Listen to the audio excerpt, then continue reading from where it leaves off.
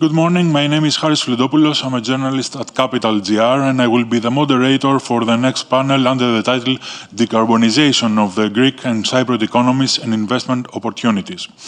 First, let me introduce our panelists. Together with us, we have Mrs. Stella Hadjigiannakou, Coordinator for Energy Affairs of the Office of the Minister of Energy, Commerce and Industry of the Republic of Cyprus, Mr. Konstantinos Mavros, CEO of PPC Renewables, Mr. Nikos Papapetrou, General Manager, RSD Business Unit at Mytilineos, Mr. John Karydas, CEO of the Renewable Energy Resources at Copelouzos Group, and Mr. Christopher Hurst, Director General Projects Directorate at the European Investment Bank.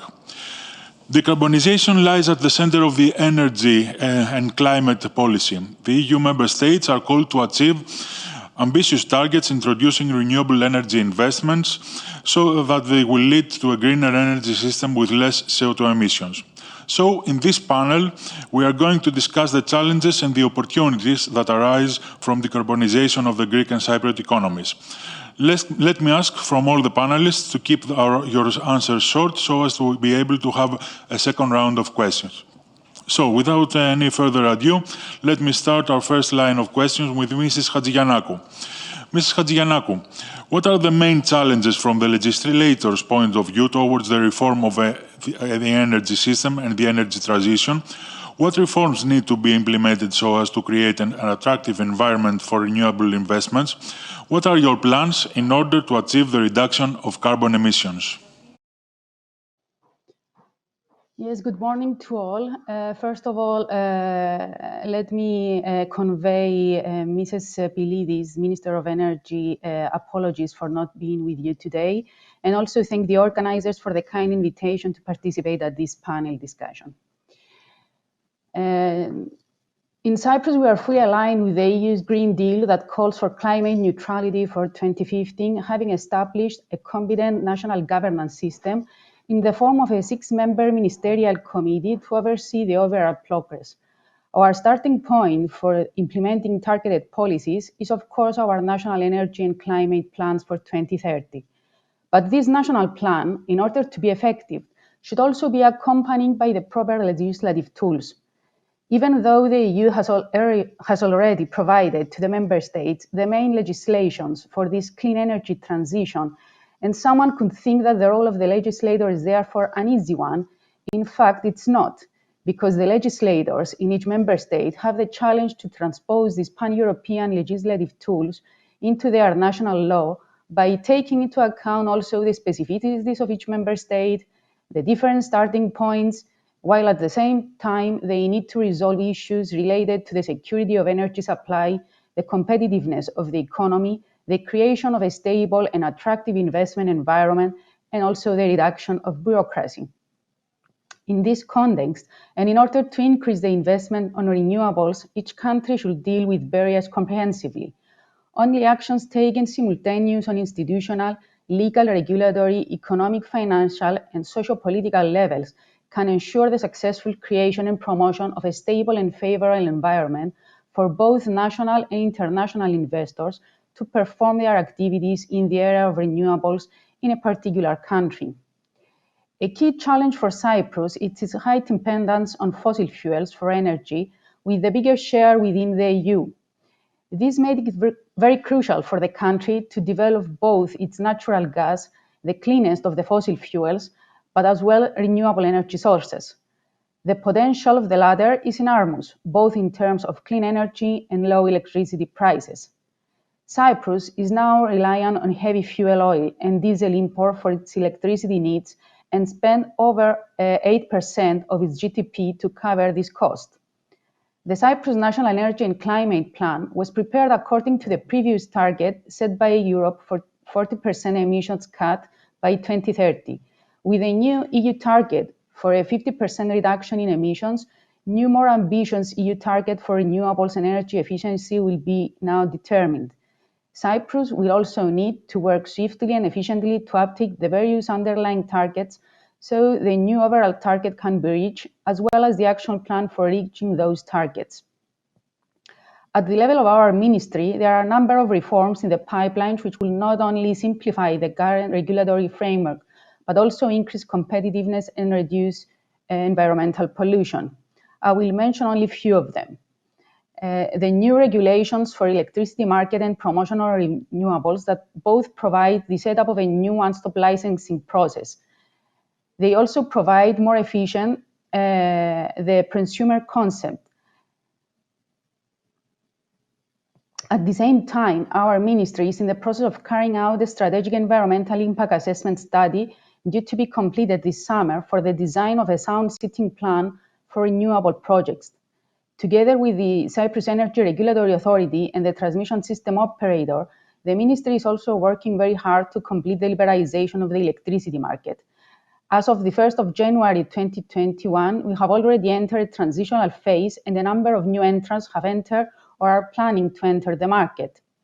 By early 2022, Cyprus will also have, with the fully liberalized electricity market, we'll also have the LNG import terminal at Vasilikos area, and the first gas will be received so as to be used initially for power generation.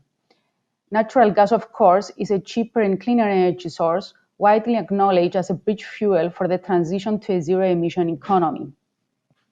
We are also promoting key electricity and gas connections, including the Eurasia Interconnector, which is a PCI to connect the electricity grids of Cyprus, Greece, and Israel, the Euro-Africa Interconnection, which is a Cyprus, Greece, and Egypt electricity interconnector, and the East-Med gas pipeline. Moreover, storage as important as electricity interconnection in increasing RES penetration in Cyprus. For storage, the relevant regulatory framework is under preparation from the regulator, and it has been included in the Recovery and Resilience Fund, while a funding scheme for storage project is in the pipeline. The promotion of electromobility is also a very important factor that will contribute to reducing greenhouse gas emissions in the transport sector and therefore to climate neutrality by 2050. For the smooth transition to electromobility, targeted incentives is of course the preparation of the appropriate legislative framework, including the location, licensing, and operation of electric vehicle recharging points is required. We are working closely with the competent ministry, which is the Ministry of Transport, as well as the Deputy Ministry of Innovation, in order to prepare a comprehensive strategy for electromobility. To finance actions for the promotion of electric vehicles, as well investments for the installation of public recharging points, the Ministry of Transport has included a proposal in the Recovery and Resilience Fund. Of course, energy also affects the competitiveness of business and industries in Cyprus.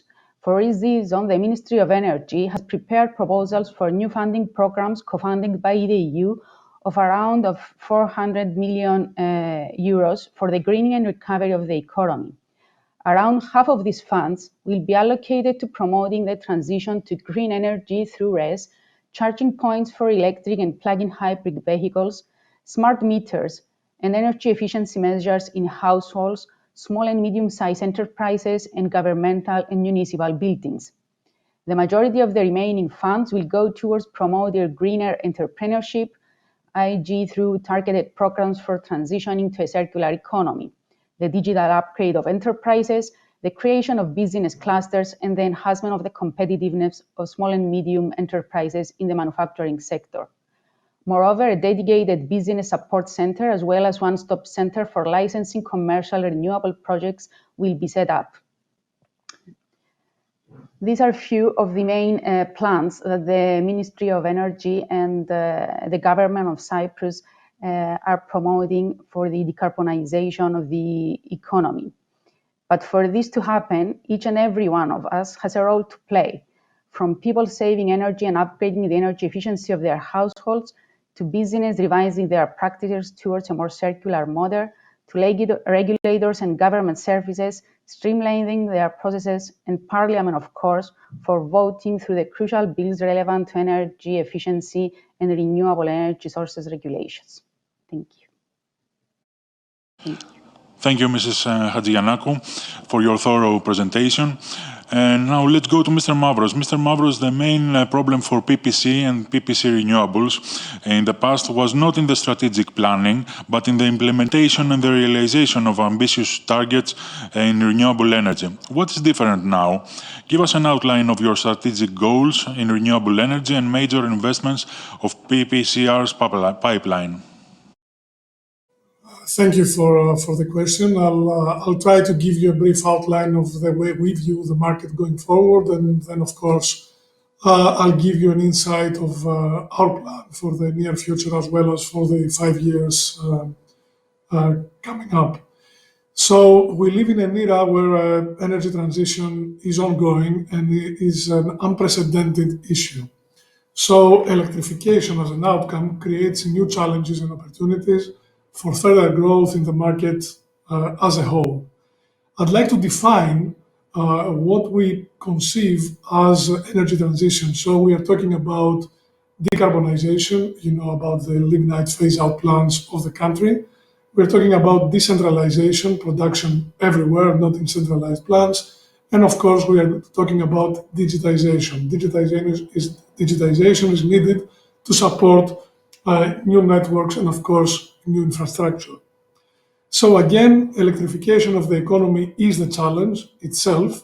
And we are talking about electromobility, application of heat pumps in buildings, electrolytes for the production of green hydrogen, and of course, technological practices that are expected to become commercially viable on a very large scale very, very soon. So the existing energy transition, in conjunction with extensive further application of electricity in those systems, is expected to be the main driver to boost investments in new renewable projects, both in terms of European or country level, as well as PPC and PPC renewable level itself. So the implementation of significant investments in renewables is at the core of the current transition in Greece, with estimated investment reaching more than 9 billion during the next decade.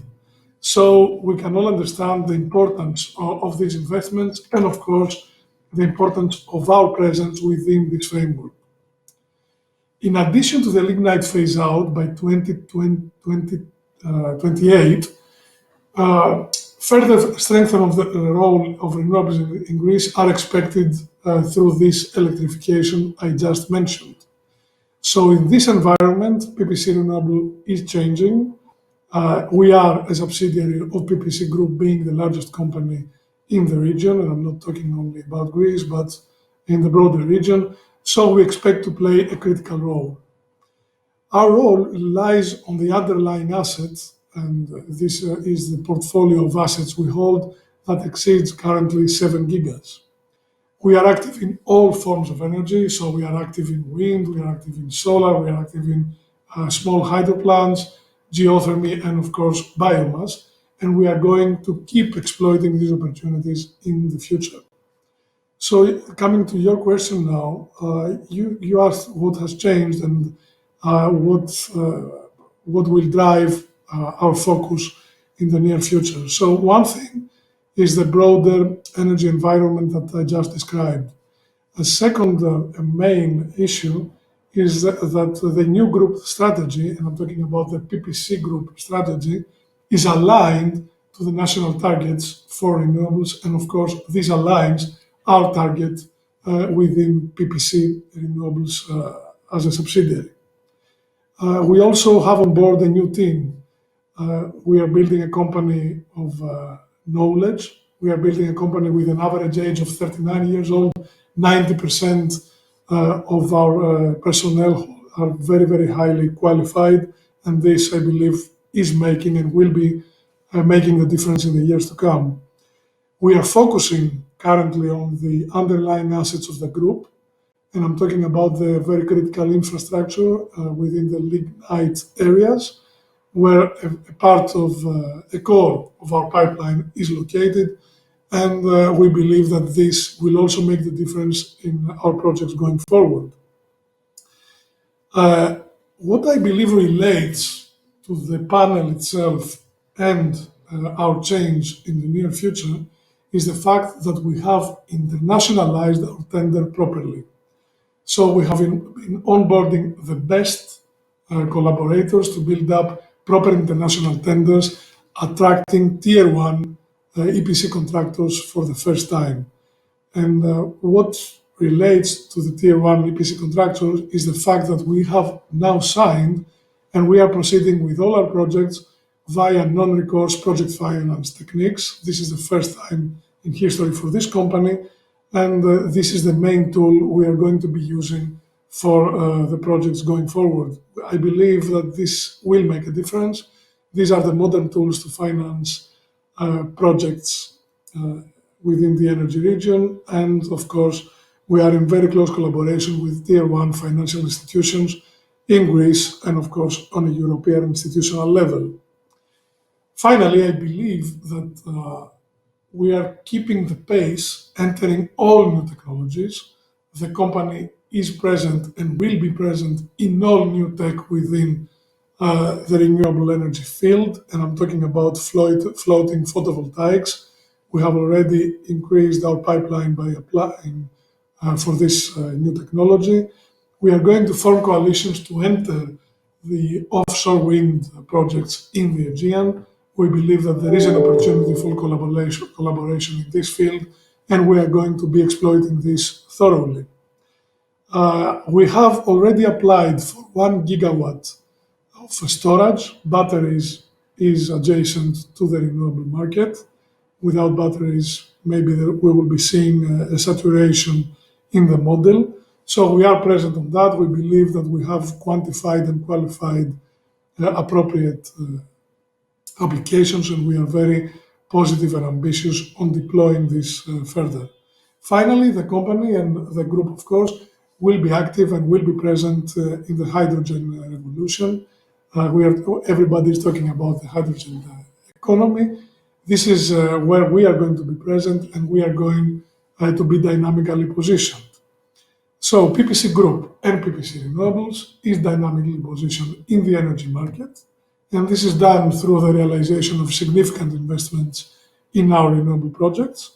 Those projects will catalyze the achievement of the national clean energy goals and, of course, the current energy transition. And all of what I have already discussed will be guided by fair and sustainable development for societies, as well as the protection of the environment. Thank you very much, Mr. Mavros. Mr. Papapetrou, recently Mytilineos announced an ambitious agenda for a 30% reduction of its emissions by 2030 and for net zero emissions by 2050. What was the main driver for these commitments? Yes, hello also from my side. I'm really glad to be here with you. So let me give some context basically to this announcement, which was, I would say, that the final destination of a long process that has started a long time ago, and at the same time the beginning, let's say, of a new era, of this decarbonization era that it's obvious to everyone.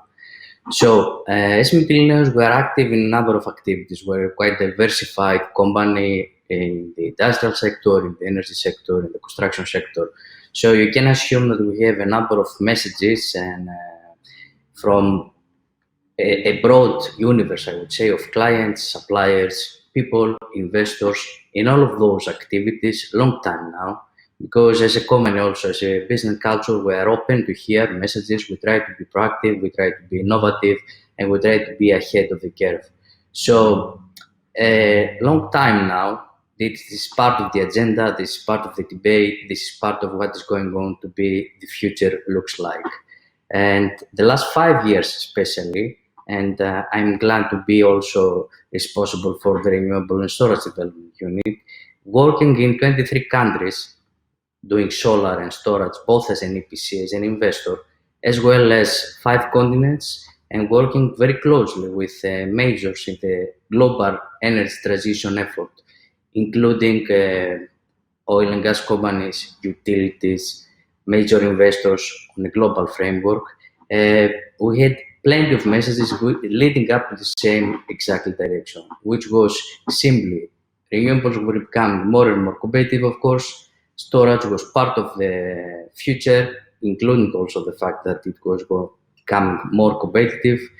The public perception, it was becoming also more and more aggressive to change for the future generations, as well as the fact, of course, that was a shift policy change, and EU was really in the forefront of this, especially after the Paris Agreement, and definitely the last 2 years, for new policy making that really would change, and it's what we see today with the Green Deal and all of this stuff. So it was part, let's say, of our internal debate, at least 4 or 5 years now, how we're going to change in order to be able to adjust to the new environment, to be able to be viable and sustainable in the future, and also to be able to take the new business opportunity in our hands. So 5 years ago, we changed our corporate structure. We changed and we adopted new KPIs, internal KPIs about green targets. And basically, in this long process that I should mention that match very well with our DNA, and our DNA has to do, as I said at the beginning, for being proactive, innovative, and mainly being socially responsible. We reach to those targets that makes us feel good, first of all, for a number of reasons. Good because definitely this is something that we feel we've done a number of things and we are already in the forefront as Mytilineos. Good because matches with our DNA for the social responsibility. And good because what is true is that this is not a matter only anymore of doing something that makes sense, but this is a matter of sustainability and to be able to survive in a new global economic environment. So this is where those targets came from, and this is how we see it as just at the beginning of the new effort.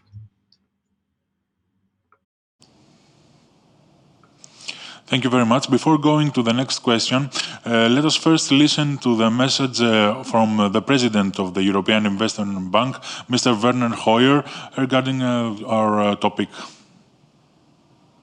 Kalimera, Excellencies, ladies and gentlemen.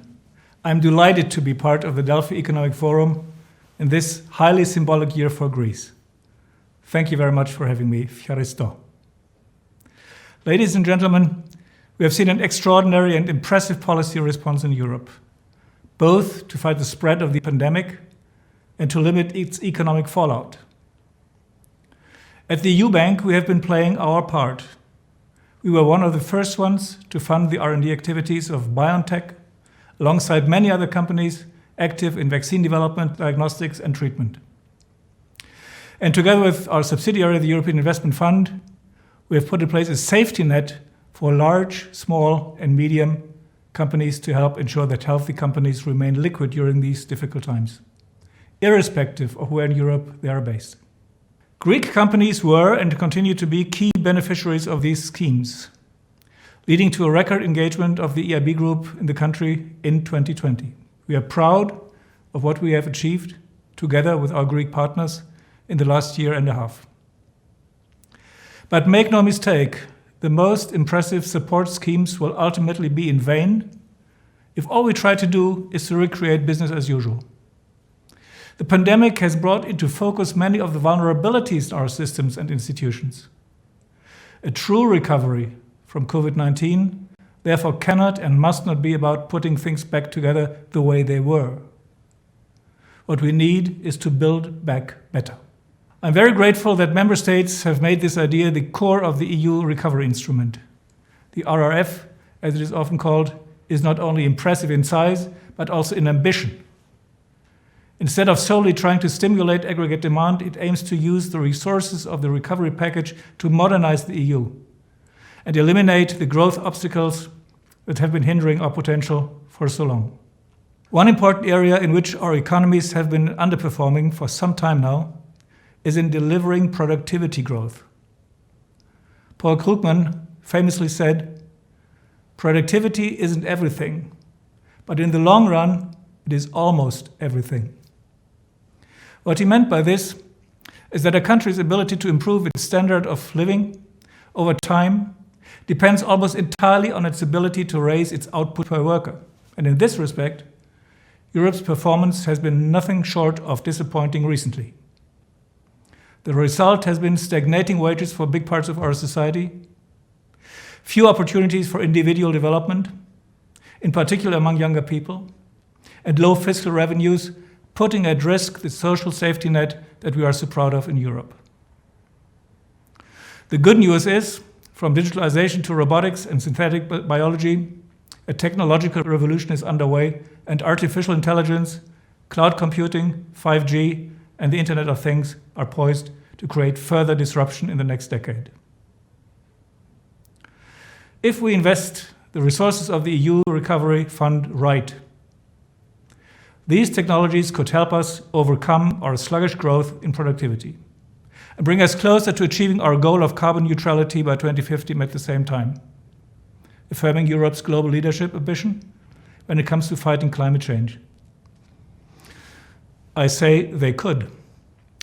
Although many new solutions to transform our economy and societies are within reach, crystal ball technology is at an early stage of development, and we don't know which technologies will prevail. Our economies face, for example, multiple possible decarbonization pathways. Clearly, there is no silver bullet. No single solution will on its own be able to achieve complete decarbonization. This uncertainty poses a problem. What we see is that companies and investors often adopt a wait-and-see attitude and tend to stall investment. Even worse, some continue to rely on and invest in existing yet unsustainable solutions. COVID-19 is adding to the problem. According to our research, many firms are postponing or canceling planned investment due to high leverage and the perception of uncertainty about the future. And the investments that get dropped fastest are in new technologies and digitalization, which are perceived as risky and non-core. Ladies and gentlemen, we need to overcome this slump in investment collectively. What that means is that we need to channel the resources available to us into forward-looking ideas and technologies. Innovators, entrepreneurs, and daring investors have a key role to play here. They are the catalyst for systemic change, and we need to make sure that they get all the support under the EU Recovery Fund possible to turn their visions into reality. At the EIB, we'll do our part. I'm very proud that the Greek government has asked us to help with the implementation of the recovery instrument. By providing long-term financing and reducing investment risk, we will help develop a more predictable market environment for new business models, relying on sustainable technologies, and so help boost investment in innovation and climate change. Because today, more than ever, we need what tech brings to the table: disruption of business as usual and accelerated exponential growth. Ladies and gentlemen, let me end with one thought on what is happening outside of the EU. Because what we achieve on the climate front at home will not nudge the needle enough to save the planet from catastrophic warming, unless others do likewise. Today, despite all the progress around renewable energy, 40% of the world's electricity is still generated by coal. And much of the world needs more electricity, not less. With China and the US now committed to a net zero pathway, the main challenge will be to persuade and help our partners elsewhere in this world to meet the objectives of the Paris Agreement, in particular those in developing countries. These countries, among them many in sub-Saharan Africa, account individually for a fraction of global emissions, but stand to be some of the most affected by rising seas and temperatures. They're also home to some of the planet's most precious assets, rainforests, and rich in biodiversity. Their growing populations have a legitimate desire and interest to have the same access to energy as we do. So we need to help these countries adapt to climate change, protect their unique ecosystems, and make sure the economies are sustainable for all our sakes. Development policy and climate policy must become two sides of the same coin. This is not an academic question for us. At the EIB, we commit nearly 10 billion euros a year outside the EU in our neighboring regions in Africa, but also in Latin America and Asia. We also offer the expertise that we have gained and are gaining through Europe's own energy and climate transition to support their national development and climate plans. Over the last 5 years, 36% of our finance outside the EU was for climate investments. But we can do and want to do more in the years to come.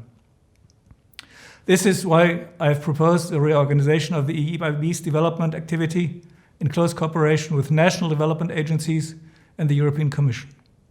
I'm convinced that this will allow us to deliver maximum impact as European Union in partner countries, and that it will bring us closer to the truly sustainable model of growth everywhere. Ladies and gentlemen, this is the moment to act. So let's get it done. Thank you again, and I wish you a very fruitful discussion. Ευχαριστώ.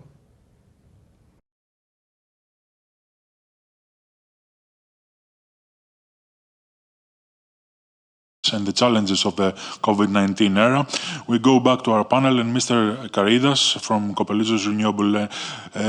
Copelouzos Renewable Energy Resources business covers the entire renewable energy spectrum, including energy storage systems. What are your plans, Mr. Karydas, for renewable energy projects, and in what technologies? What do you believe can be done to expedite investments in the renewable energy in Greece? And also, what needs to be done in order to open the offshore wind market in Greece? Thank you, Mr. Floudopoulos. Thank you also the organizers for the invitation to participate in this panel. We all know that the main instrument towards the achievement of decarbonization and the reduction of CO2 emissions, as it has been recently agreed between the Greek government and the European Commission, is large-scale penetration of renewable energy sources technologies, not only in electricity production, but in heat supply, the transportation sector, and also building energy efficiency and even electromobility. All this will substantially contribute to decarbonization. Copelouzos Group has been investing in this sector for more than 25 years now, maintaining a leading role. Our group has been investing already in the so-called traditional renewable energy technologies like wind, hydro, and solar power plants. And today, we possess a diversified portfolio of renewable energy projects, both on the mainland as well as on the islands, supporting the effort of the Greek government to transfer Greek islands to green islands, and also in the offshore sector. Still, of course, such traditional technologies still enjoy the greatest activity in the country and the greatest interest from both domestic and foreign investors due to the risk potential that is still available for exploitation, the maturity of such technologies, the cost reduction that they have enjoyed, and also the fact that both investors and public authorities have acquired extensive experience and familiarity. Our group will not only keep investing in these technologies, but also we have an aggressive investment plan in new technologies. The first one to name is the offshore wind, which today is among the fastest growing energy technologies in Europe, where Copelouzos Group saw early the advantages of offshore wind and were among the first to acquire production licenses in this sector. And today we hold one of the two only existing production licenses in Greece for an offshore wind. Given the ambitious plan for decarbonization and the continuously increase of onshore wind, the availability of land will be reduced. The necessity for considerable expansion and upgrades of the grid will increase. So we strongly believe that offshore wind is expected to play an important role in the country's pursuit for cost-effective and efficient renewable energy prospects. Another area where we are very keen to invest is green hydrogen and in the related infrastructure, since hydrogen is proving to be a credible and safe alternative to fossil fuels in Europe, with several applications across many sectors of the economy. So we designing to tackle the challenge of bulk hydrogen production by proposing viable environmental and economic technology solutions. Besides that, and based on our experience and expertise, we assess other areas of the renewable energy sector that will be both environmentally and commercially sound, such as floating PV parks. Of course, such technologies are not yet cost effective in order to get implemented soon. Of course, the underlying parameter that will support such extensive penetration and implementation of renewable energy sources is energy storage. Our group, having seen such importance of the energy storage systems in the country, we were the first to acquire 2 production licenses for battery energy storage system in Greece. And today we have a plan to make a series of investments in this sector, organizing a distributed network of energy storage plants of various sizes of power and capacity.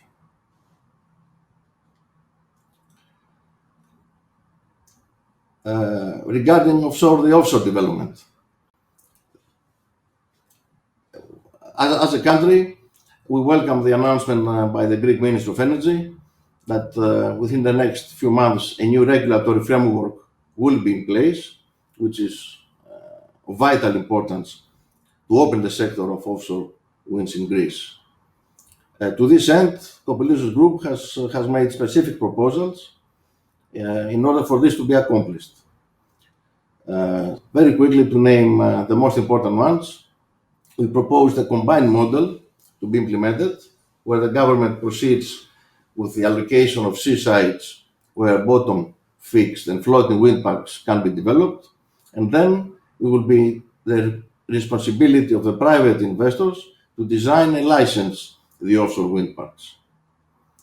The maritime special planning must be concluded as soon as practically possible. Screening for exclusion zones, marine traffic, firing ranges, other sensitive areas, etc. We believe that all marine interconnection works must be undertaken by the investor, while the land part of the interconnection to be the responsibility of the transmission system operator. We see that offshore wind parks must enjoy priority permitting. And of course, we expect that the new regulatory framework will include provisions to allow the existing production licenses to be further developed and constructed. To this end, and in order for the country to address and identify parameters to be resolved and critical issues, we have proposed a pilot project to be implemented through specific remuneration scheme.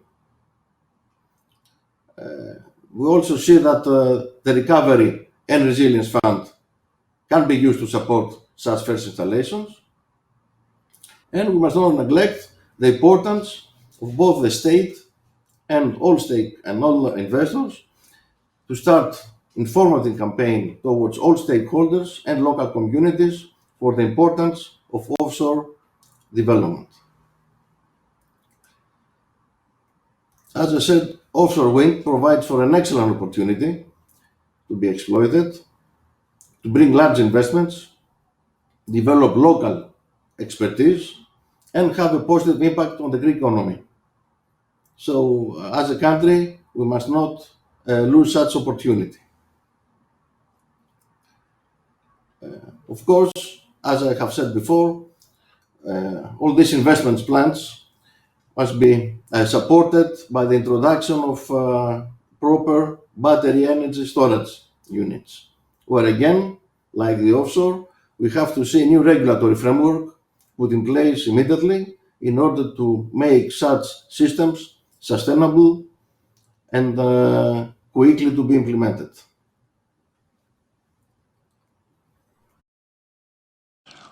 Thank you very much. Now, Mr. Hurst, how can the European Investment Bank support the decarbonization of the Greek economy? What type of projects are eligible for funding by the EIB, and what are the barriers that Greece should overcome in order to facilitate the transition towards a low-carbon economy? Well, first of all, let me also thank you for the invitation to participate in this very interesting panel. As our president said just a few minutes ago, Greece is an important partner for the EIB. In fact, last year we signed loans of nearly 2.4 billion euro. But here in this session we're talking about climate, but what is particularly impressive is of that number, 39%, so nearly 40%, was for climate-related investments. And this year, it's still the beginning of the year, so we have some way to go. But already at the beginning of this year, as much as 50% of what we signed is actually making a contribution to climate action. In fact, in this general context, the EIB has also decided to make climate a top priority, and we actually are repositioning ourselves to be the EU climate bank. And we have set the target to increase our lending for climate from currently about a third up to 50% by 2025. So what you can see there is already we've made a lot of progress with Greece, and in fact Greece is one of our is a star performer in terms of our relationship and us finding projects to help tackle the climate crisis. Greece has taken the courageous decision to phase out its lignite plants. I heard the year 2025 mentioned as a possibility, but certainly already by 2028. Now, this is a very necessary investment because these are plants that produce huge amounts of carbon dioxide, but also they have, of course, consequences. The one we should not forget is the just transition in Western Macedonia, megalopolis, regions where people will lose their livelihoods from the lignite being left in the ground in the future. So we have to find ways of bringing new industry there, and that's nothing to do with energy investment per se. So that's part of the other 50%, and the 50% we're doing for climate is also to bring new industries to that area. But it's also important that there are investments to improve the urban areas in those regions, so that we maintain cities and places where industries want to locate and where people want to stay. So there's quite some investment to be done also in cleaning up those areas and ensuring that the urban environment is good. Clearly, we need more renewable energy in Greece, and my panel members can certainly know a lot more than I do about the difficulties and the challenges of creating and increasing the renewable energy supply. Looking from an outsider at a high level, I would make two comments. One is the simplification of the permitting process. That's not to say that the environmental and social due diligence should be anything less than it is today, but administratively, we have to perhaps look at the processes and see if there are ways of making it easier. And then the regulatory environment should look to increase the maximum competition in the supply of technology. And we've already heard from Mr. Mavros about the introduction of PPP type structures in order to do that, SPVs, to try to bring more competition in. Because in fact the reality is today that wind projects and PV projects, onshore wind projects and PV projects, should be able to deliver electricity with essentially no subsidies at this moment in time. Clearly, that's not quite the case when we're looking to develop offshore wind, because this is still a developing technology, particularly in the case of Greece, where there's the desire to introduce floating offshore wind, which is still in a rather early stage of development. So there's some subsidy will be needed, but we don't need subsidies anymore for onshore PV, or very, very limited subsidies. So the other issue that Greece should try to achieve is also through the regulatory framework, encouraging much larger investments than has been taking place in the past. Many wind projects, for example, in Greece tend to be rather small scale, and so we should see to bring in larger scale projects. But what is clear is Greece has made already a remarkable commitment and is progressing. And if it makes these additional changes, it can really become a role model for other countries. We also have to recognize that climate change is going to happen, and there will need to be investments in adaptation. So questions around water supply, for example, coastal protection will be necessary. And we also have to see about building green areas into cities, particularly because as the temperature gets higher, cities act as a heat sink. The concrete absorbs energy, and the city gets hotter and hotter. So we need to find ways of building green spaces into our cities in order to help control that process. Clearly, the DAB is happy to help in this process. We, as I said, we already are quite active in supporting climate action projects in Greece. The EAB can also provide technical assistance and advisory to help develop these projects if that's appropriate and useful, of course. We have many examples in Athens and Thessaloniki. We've worked together with the local authorities to develop a large-scale program of replacement of buses with zero-emission buses. We worked, for example, on the design of the interconnection of Crete to the Peloponnese, which would allow the decarbonisation of the island. And we're currently, in fact, in discussion of a large initiative to decarbonise other islands, which clearly face particular challenges about the relatively small and dispersed demand that exists. What can the EAB fund? Well, we have our own sets of eligibility. We're largely inspired by the EU taxonomy which exists and defines what are projects that make a substantial contribution to climate action. So we're largely inspired by that, which you can easily find a description of on the internet. And we have our own policies for energy investments and for climate too, which are also available on our website. So I think that the challenges are very significant. We particularly in generating more renewable energy, we're going to have increase in demand for electricity, as been mentioned in the past. I mean, demand for cooling will increase, but then also the electrification of the economy in general has to go ahead. So there's going to be an increased demand for electricity, and that in the future has to come from renewable sources. And where we have these other issues that cascade from that, including questions of energy efficiency of buildings, which becomes more and more important when we're facing this increasing demand for cooling. And as I say, also we have to find ways of making sure that nobody is left behind and that the economy of those regions that will no longer have income from selling lignite is nonetheless sustained in other ways. So the EAB is happy to be a partner in this process, and we hope to be able to continue in the future as we have in the past. So, thank you. Thank you very much. And as we go to the final round of questions, I will ask the panelists to keep your answers short because we are short of time. So, back to Mrs. Hadjigiannakou. Mrs. Hadjigiannakou, can you tell us in 3 minutes what would you consider as the main advantages of the Cypriot energy market for attracting the interest of investors? Yes, thank you for the question. First of all, I believe is the growth performance of Cyprus over the last 5 years, which has been exceptional and even exceeded international expectations.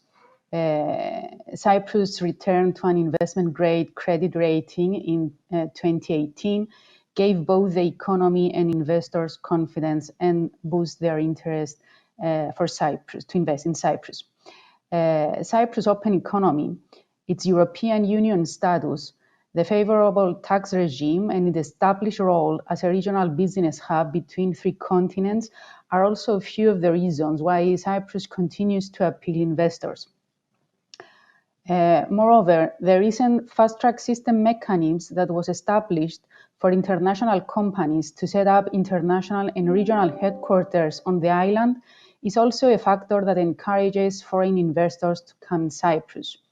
With our decarbonization strategy and national climate and energy plan, new opportunities are being created for a range of energy investments, including LNG imports for power generation, the expected liberalization of the electricity market, the growing share of the renewable energy sources, the electrification of the transport sector, and the new regulatory and financial scheme for energy storage systems.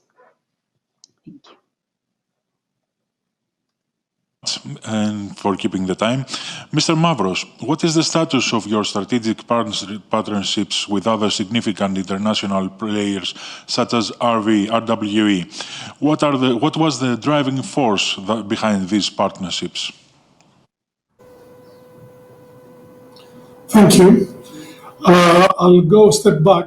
What is the driving force and what has led to those partnerships? Actually, the market is maturing, moving from feed-in schemes, feed-in tariff schemes, sliding feed-in premiums, and CFDs now to the merchant model, to the target model. So electricity market has been maturing. This has led to bilateral PPAs. PPC Renewables will be the first company to implement a bilateral PPA via our very first project within the target model, this one 50 megawatts in Megalopolis. And the bilateral PPAs of the target model will lead the market to be boosted and, of course, large projects to be deployed. So we view our development to be both organic and, of course, via strategic partnerships. We need to be quicker, we need to be more efficient, and we need to capitalize on our underlying base as well as on potential synergies. So, technical synergies, financial adjacent synergies as well as joining forces to speed up investments, have led to our decision to move forward on top of our organic growth with strategic partnerships. You know, we have signed to date, we have concluded, and this is an integral part of the group strategy, with MOUs and head of terms with RWE and MOUs with Masdar and EDPR. Those partnerships are proceeding, are progressing.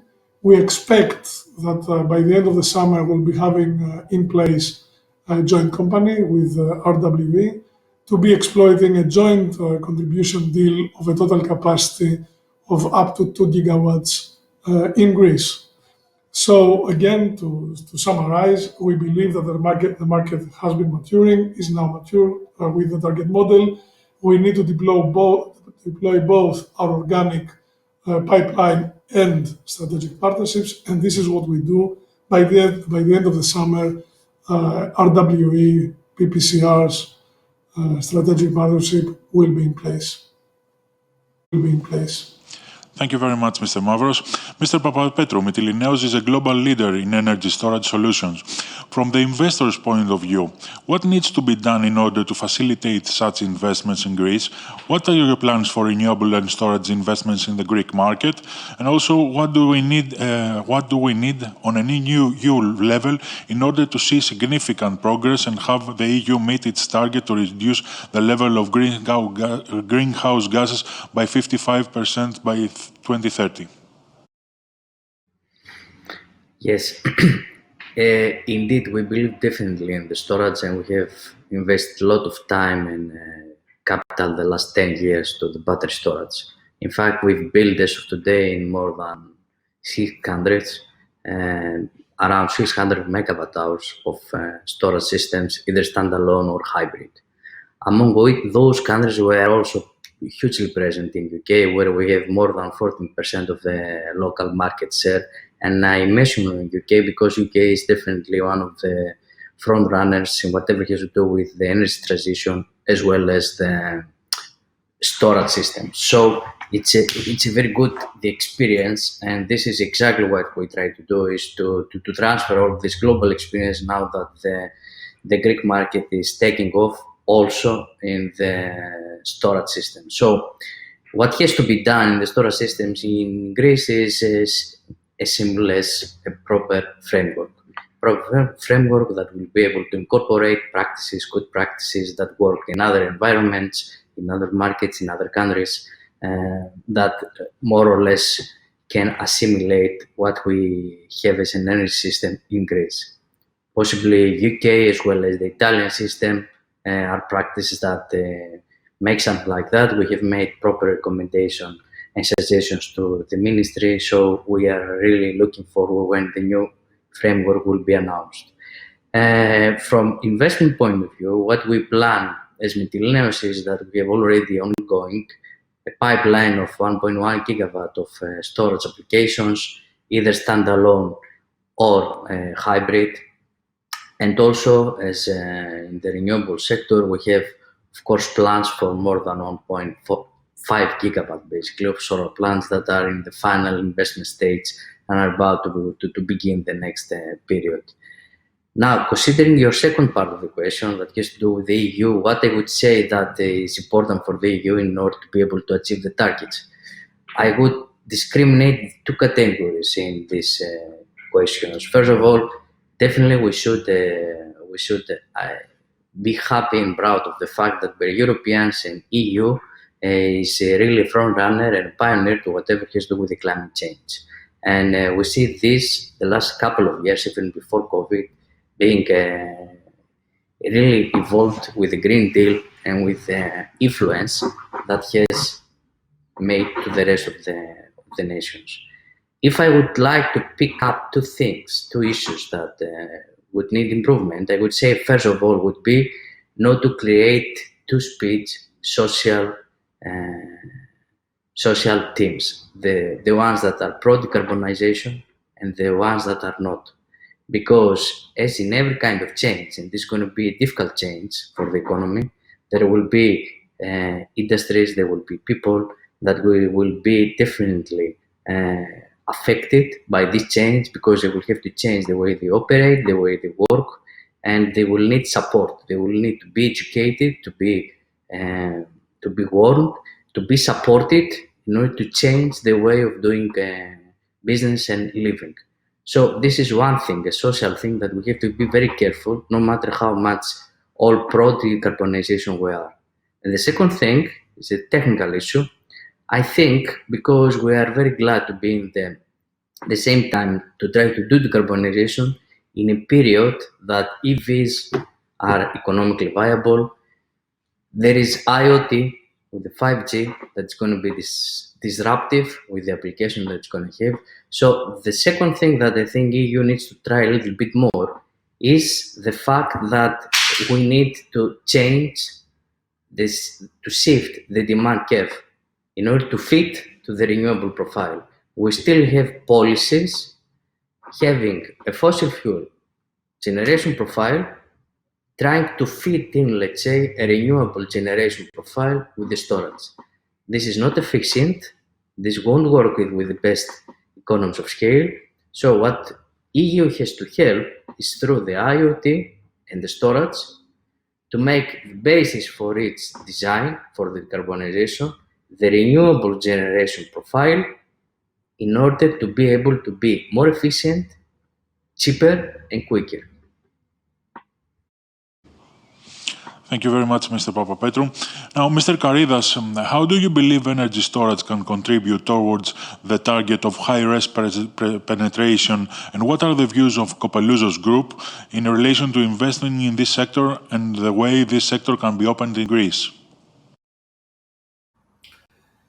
Well, as I said before, energy storage is a spearhead sector in our group, believing that the required huge penetration of renewable energy sources cannot be implemented without the implementation of a substantial amount of battery energy storage systems in Greece. According to a recent study made on behalf of the Greek Regulating Authority of Energy. In order to achieve the targets of the National Energy and Climate Plan, we will require storage between 1.5 and 1.75 gigawatt, a large portion of which should be battery energy storage systems.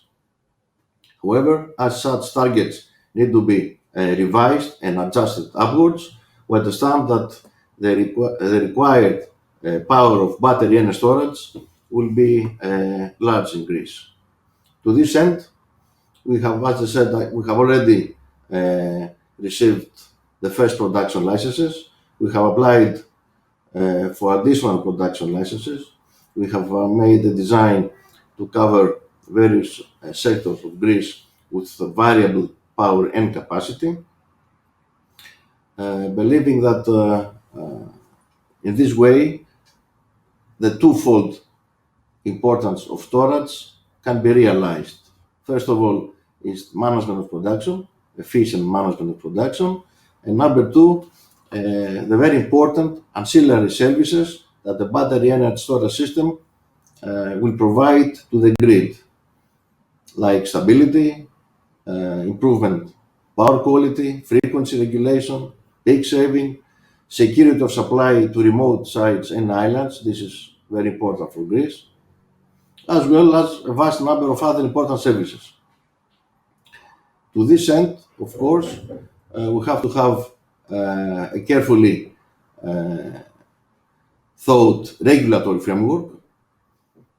According to the recent announcements of the Greek Ministry of Energy, such regulatory framework is expected to be implemented within the next few months, and now it's in the stage of consultation.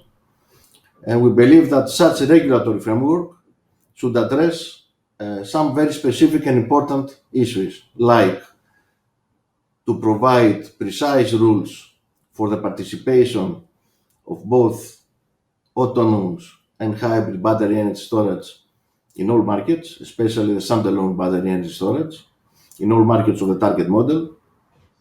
In order to make such investments sustainable, we have to make sure that there is no competition with the transmission system operator, as the provisions of the EU Directive 944. We have to implement a distinct and simple licensing framework, different that from the renewable energy projects, and providing priority. We have to give the ability for the battery energy storage systems to acquire connection terms in saturated areas. In this way, they can accelerate the further penetration of renewable energy projects earlier than without the battery energy systems, because the use of a battery energy system can delay the required expansion and upgrade of the grid necessary to accommodate the entrance of new renewable energy projects. Of course, in order to ensure bankability in this sector, we have to make sure that there is a capacity remuneration mechanism implemented so that the investor is compensated for providing guaranteed capacity. And of course, we have to make sure that regulated charges are not imposed. Regulated charges meaning the services for general interest, ECO, and the special duty for greenhouse gas emissions reduction. It is evident that a battery energy storage system must be able to enter into bilateral PPAs with all entities that bear balancing responsibility, like suppliers, aggregators, traders, and producers, in order for the investor to secure an inflow of income. And of course, we have to make sure that the licensing process must be harmonized with a 10-year network development schedule in order to avoid the issuance of a large number of licenses that will burden the license services and, of course, at the end of the day, are not necessary for the electrical system. We believe that by implementing quickly a regulatory framework along these lines, investors will have a clear view of how their systems will operate, And on the other hand, financial institutions will be comfortable to provide long-term finance, so we can see such important investments made in Greece. As I said, implementations of battery energy systems, less than 5 seconds, go hand in hand with renewable energy sources. Thank you. Thank you. Thank you. At this point, let me ask for Mr. Hurst for his closing remarks of this very interesting panel. We have no time. Please keep it very short, Mr. Hurst. I will indeed. First of all, well, thanks again for the possibility to participate here. I mean, we've heard in the panel how the EU is a leader in managing climate change and a green recovery, and it is indeed. But there's no reason either why Greece cannot be a leader in showing how it's possible to make the transformation from an energy sector heavily dependent on coal to one which is renewable. And why is it important? Well, it's important for Greece because if we don't do anything, unfortunately, there will be negative consequences for the Greek economy. I mean, without climate change, 40-degree summer days are going to become rather normal. And we will risk to see forest fires and the like that we've already seen increase when there has been temperatures of that level in the summer. At the same time, the rainfall will be significantly reduced. The forecasts show approximately 20% less rainfall in Greece by 2050, and as much as a third less rainfall in the summer, which of course will have a significant impact on agriculture, which is still an important part of the EU economy. And the sea level will rise, and so there will be. If we don't do anything to tackle climate change, at the beginning of the next century, there will be an increase of sea levels of the order of about 1 meter, which of course will have a significant impact on the Greek beaches and on the tourism. So there is a very strong self-interest that Greece should show that it is possible. And indeed, I think there's every chance that Greece can show that it can be done. So my concluding message is simply, yes, we can. Thank you. Thank you. Thank you very much. And I thank you all for your participation. And at this point, we conclude our conversation of this very interesting panel. Thank you again.